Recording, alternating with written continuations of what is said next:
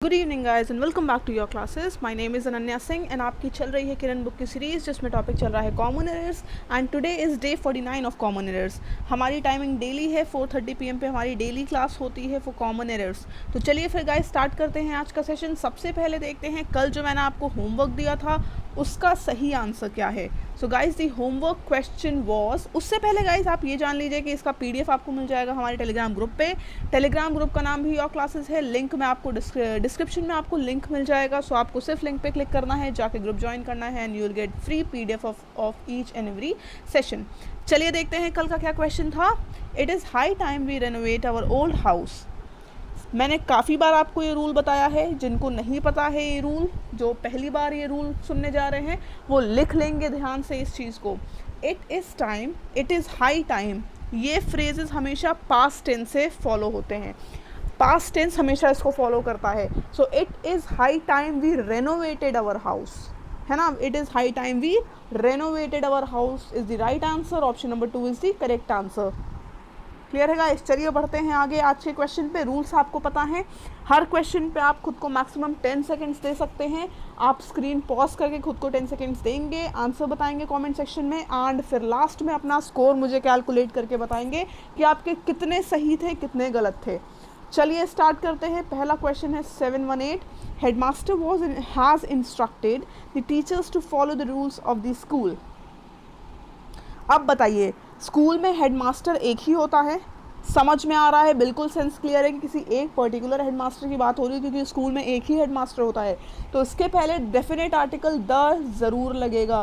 So the headmaster has instructed the teachers to follow the rules of the school. Option number 1 is the answer. Clear है। Score अपना update करते चलिएगा। अब 719। The first inning of the match was very sensational. जल्दी से बताइए comment करके क्या आंसर होगा। The first inning of the match was very sensational.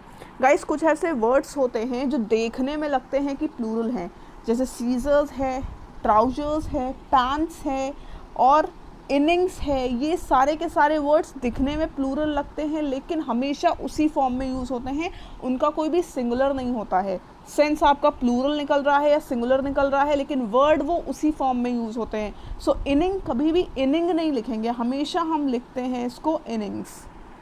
Singular भी मीनिंग हो तो इनिंग्स ही लिखा जाता है। The first innings of the match was very sensational. So option number 1 is the answer. Clear है गाइज। अब चलते हैं नेक्स्ट क्वेश्चन पे which is 720। How long it takes to travel from China to Trichy by train. जल्दी से बताइए 720 का answer क्या आंसर होना चाहिए 720 का। अब देखिए गाइस, जो इंट्रोगेटिव सेंटेंसेस होते हैं, इंट्रोगेटिव सेंटेंसेस कौन से होते हैं जिनमें लास्ट में क्वेश्चन मार्क होता है, तो वो स्टार्ट होते हैं WH वाले वर्ड से या फिर हाउ से। तो गाइस रूल ये कहता है कि इनके बाद ही WH वाले वर्ड से हाउ के बाद हमेशा एक ऑक्सिलरी वर्ब ज़रूर लगता है, इनके जस्ट बाद। So how long does it takes. Clear है guys. How long does it take to travel from Chennai to Trichy, ये करेक्ट स्ट्रक्चर है इसका। सेंटेंस को ग्रामेटिकली करेक्ट लिखने के लिए हमें हाउ लॉन्ग के बाद ऑक्सिलरी वर्ब डज लगाना ही पड़ेगा। सो option number 1 is the correct answer. Clear है गाइज। अब चलिए देखते हैं हमारा अगला क्वेश्चन। उससे पहले गाइज चैनल को सब्सक्राइब नहीं किया है अभी तक अगर आपने तो सब्सक्राइब कर दीजिए एंड बेल आइकन प्रेस कर दीजिए for the latest updates and notification, क्योंकि बिना बेल आइकन प्रेस करे आपको नोटिफिकेशंस नहीं मिलेंगे। अब देखते हैं हम question number 721। One should respect the religions of others as much as his own. जल्दी से आंसर बताइए, बहुत सिंपल सा क्वेश्चन है, जल्दी से। अब देखिए यहाँ पर one should respect the religions of others as much as his own. अब यहाँ पर जो पोसेसिव प्रोनाउन होगा वो भी वन के ही फॉर्म में तो होगा, वन के लिए ही तो पोसेसिव प्रोनाउन यूज हो रहा है। तो वन का पोसेसिव प्रोनाउन फॉर्म क्या होता है? वंस। हिज नहीं होता है। अगर वहाँ पे वन की जगह ही होता तब ये सेंटेंस सही होता। क्लियर है। तो लिख देंगे हम हिज की जगह one. So option number 3 is the answer. Clear है। अब चलिए देखते हैं क्वेश्चन नंबर 722 को। On a holiday I prefer reading story books than visiting my friends. जल्दी से दीजिए, प्रेपोजिशन का क्वेश्चन है, जल्दी से आंसर बताइए। मैंने आपको ये रूल बता रखा है गाइस, प्रेफर हमेशा किस प्रेपोजिशन, कौन सा प्रेपोजिशन फॉलो करता है प्रेफर को, दैन फॉलो नहीं करता है, टू फॉलो करता है। So I prefer reading story books to visiting my friends. Option number 3 is the answer. Clear है, प्रेफर के बाद प्रेपोजिशन टू लगता है, नोट कर लीजिएगा। अब 723, I was laying down when the door bell rang. मैं लेटा हुआ था जब डोर बेल बजी। मैंने कहा इस कुछ दिन पहले एक सेशन लिया था जिसमें मैंने डिफरेंस बताया था लाइंग और लाई और ले के बीच, LIE लाई एंड LAY ले के बीच डिफरेंस। तो गाइज लाई जब हम यूज़ करते हैं तो उसको किसी भी ऑब्जेक्ट की ज़रूरत नहीं होती है, लेकिन ले को हमेशा एक ऑब्जेक्ट की ज़रूरत होती है। इस सेंटेंस में देखिएगा कोई ऑब्जेक्ट है, आई वॉज लेइंग डाउन मतलब खुद ही लेटा है, कोई ऑब्जेक्ट नहीं है वहाँ पर। सो लेइंग नहीं यूज़ होगा, लाइंग यूज़ होगा। I was lying down when the doorbell wrong. सिर्फ लाई और ले में यही डिफरेंस है ऑब्जेक्ट का। Option number 2 is the answer. अब बढ़ते हैं क्वेश्चन नंबर 724 पे। I told the teacher that the homework set for the day was much too heavy for us to complete. 724 में फटाफट से एरर बताइए, कौन सा ऑप्शन सही है। मेरे अकॉर्डिंग ऑप्शन नंबर 4 सही है, क्योंकि पूरा का पूरा स्टेटमेंट सही है। ठीक है, no error, option number 4 is the answer. अब आते हैं क्वेश्चन नंबर 725 पे। Someone they don't know who knocked at their door in midnight। कि मतलब वो नहीं जानते थे कि किसने उनके दरवाजे को खटखटाया मिडनाइट पे। अब गाइस मैंने कल एक प्रपोजिशन का सेशन रात में लिया है, तो अगर आपने नहीं देखा है तो जाके फटाफट से उसको देखिएगा। बहुत ही ज़्यादा इंपॉर्टेंट सेशन है कंफ्यूजिंग प्रपोजिशंस का। उसमें मैंने आपको बताया था कि टाइम रेफरेंस में जब हम यूज़ करते हैं एट और इन का, एट और इन बहुत कंफ्यूजिंग होता है। तो बात यह है कि एट हम उस केस में यूज़ करते हैं जब हम किसी पर्टिकुलर टाइम की बात करते हैं।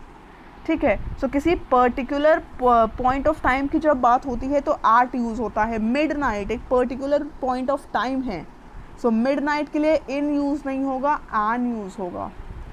Someone they don't know who knocked at their door at midnight. Clear है guys, so option number 3 is the answer.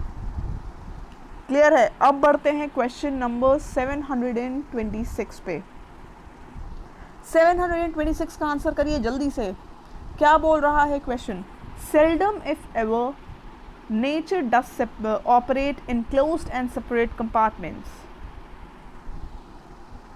Guys structure correct क्या है? सेल्डम इफ एवर के बाद ऑक्सिलरी वर्ब आता है। सेल्डम इफ एवर के बाद ऑक्सिलरी वर्ब आएगा, सो नेचर के पहले डज लगेगा। Seldom if ever does nature operate in closed and separate compartments. Option number 2 is the answer. Clear है guys, option number 2 is the answer. अब चलिए देखते हैं अगला question 727। Mohan left on the opportunity that came his way. Guys हमारे पास एक phrase होता है left at something, left at something, जिसका मतलब होता है मौके का फ़ायदा उठाना, है ना। मौके पे लपक के मौके का फ़ायदा उठाना आप बोल सकते हो, जंप एट द अपॉर्चुनिटी।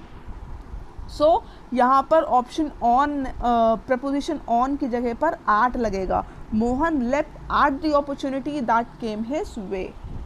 जो उसके सामने अपॉर्चुनिटी आई उसने तुरंत उसको लपक के ले ली। Option number 2 is the answer. अब 728, water contamination has become more serious since chemist have begun to use new substances. जल्दी से बताइए 728 का आंसर। अब गाइज बिगिन के बाद जेरेंड लगता है, ना कि इन्फिनिटिव, तो टू यूज की जगह पर हम क्या लिखेंगे? यूजिंग। क्लियर है। Water contamination has become more serious since chemist have begin using new substances, so option number 2 is the correct answer. Clear हो गया। अब बढ़ते हैं अगले क्वेश्चन पे विच इज 729। स्कोर अपडेट हो रहे हैं ना, लास्ट में मुझे सबके स्कोर्स पता करने हैं, सब मुझे अपना स्कोर बताएंगे कमेंट सेक्शन में। अब देखते हैं, due to inflation the cost of living escalated in the last 1 year. अब गाइस कोई ऐसी चीज़ की जब बात होती है जो पास्ट में हुई थी और अभी फ्यूचर में भी, सॉरी फ्यूचर नहीं, प्रेजेंट में भी वो चीज़ चली आ रही है। पास्ट में हुई थी लेकिन प्रेजेंट तक चली आ रही है। तो इन्फ्लेशन की वजह से जो महंगाई थी वो अभी तक मतलब बढ़ी थी, लेकिन अभी तक बढ़ी हुई है, असर इन्फ्लेशन का अभी तक है। सो उस केस में प्रेजेंट परफेक्ट टेंस यूज़ होता है, ना कि past. So has escalated will be used, है ना, has escalated in the last 1 year. Option number 3 is the answer. Clear है। अब देखते हैं क्वेश्चन नंबर 7:30। उससे पहले गाइस, अगर घर बैठे आपको तैयारी करनी है तो आपको सिर्फ योर क्लासेस आप अपने फ़ोन में रखना है, या फिर आप विजिट कर सकते हैं हमारी वेबसाइट bstore.yourclasses.in, जहाँ पर आपको मिलने वाली है डीजे बुक्स डिफरेंट टॉपिक्स की, डिफरेंट सब्जेक्ट्स की, जिसमें आपको एग्जाम ओरिएंटेड क्वेश्चंस मिलेंगे प्लस वीडियो सॉल्यूशंस मिलेंगे। डेट्स आ चुकी हैं SSC CGL या फिर SSC CGL एंड CHSL की। तो गाइस आपकी तैयारी शुरू हो जानी चाहिए इस टाइम। अगर आप कोड यूज़ कर रहे हो बाय 10 तो you will get 10% flat discount as well.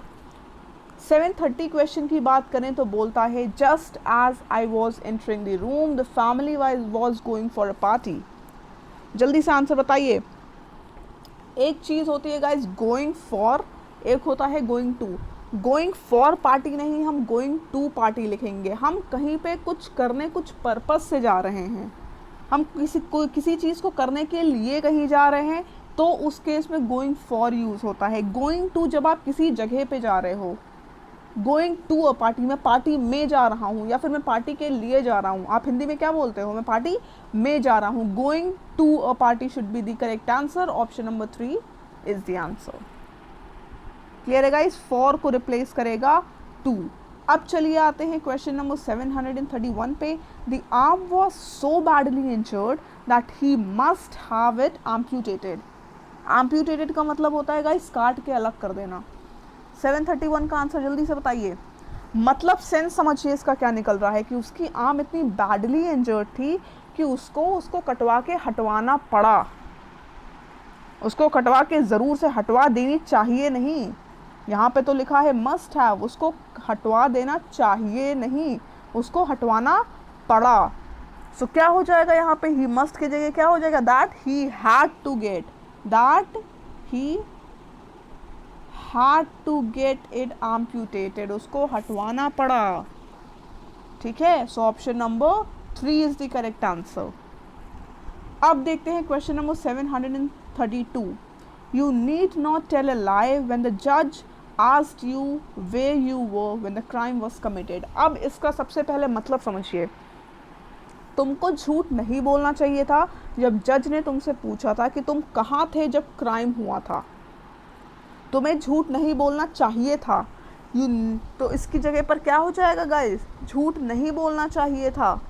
So you need not have told a lie, you need not have told a lie, बोलना नहीं चाहिए था, तुम्हें झूठ नहीं बोलना चाहिए था। You need not have told a lie when the जज asked you where you were when the crime was committed. So option number 1 is the answer. Clear है गाइस, सेंस समझना भी बहुत इंपॉर्टेंट होता है। अब गाइस 731 देखिए, थोड़ा सा पैटर्न चेंज है।